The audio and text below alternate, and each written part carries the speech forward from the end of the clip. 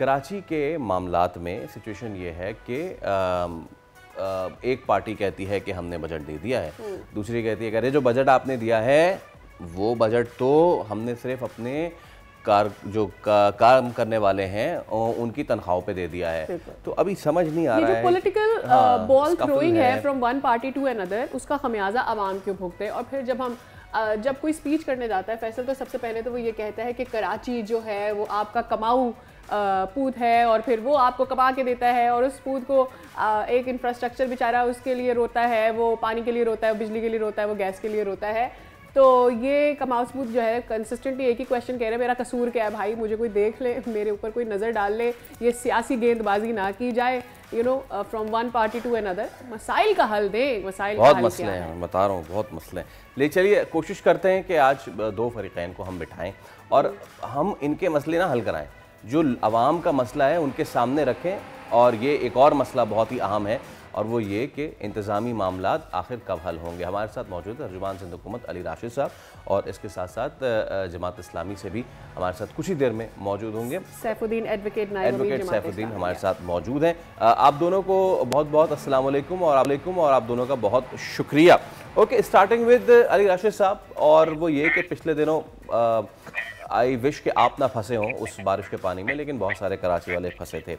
अब उसके बाद एक नई सिचुएशन डेवलप हुई, और वो ये कि पीपल्स पार्टी की तरफ से ये बयान आया कि भाई आप हमें ही मुर्द इल्ज़ाम ठहरा रहे हैं, ज़रा टाउन का भी तो रुख कीजिए। और उन्होंने फिर वो तफसीलात पेश कर दी कि हमने इतने इतने रुपए जो है वो जमात को दिए, उसका आप बताइए, जो है उसका हिसाब दीजिए। जमात की तरफ से आया कि वो भाई आपने जितने पैसे दिए हैं वो तो तनख्वाहों में लग गए। So what is the situation Ali Rashid साहब, अगर आप हमें थोड़ा सा क्लियर कर सकें।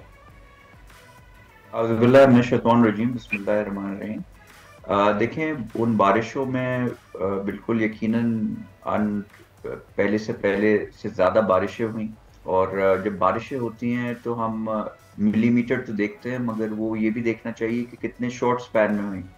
कभी कभी अगर पूरे दिन में 200 हो जाए mm तो बहुत बड़ी बात होती है, मगर यहाँ चंद घंटों में ही हो गई थी। तो क्लाइमेट चेंज इज़ देयर। पहली चीज़ तो मैं कहना चाहूँगा कि ऐसी बारिशों के लिए कराची का जो बनी हुई हैं चीज़ें ना वो हैं, मगर हमने जो है फायर फाइटिंग करके और रिस्पॉन्ड बड़ा अच्छा किया, और पानी जो खड़ा हुआ उसको हमने सही टाइम पे निकाल लिया एंड ऑफ द डे। अच्छा, मैं दूसरी चीज़ पे आ जाता हूँ। जमात इस्लामी, आधे से ज़्यादा टाउन इस पूरे शहर के जो हैं वो जमात इस्लामी के हैं।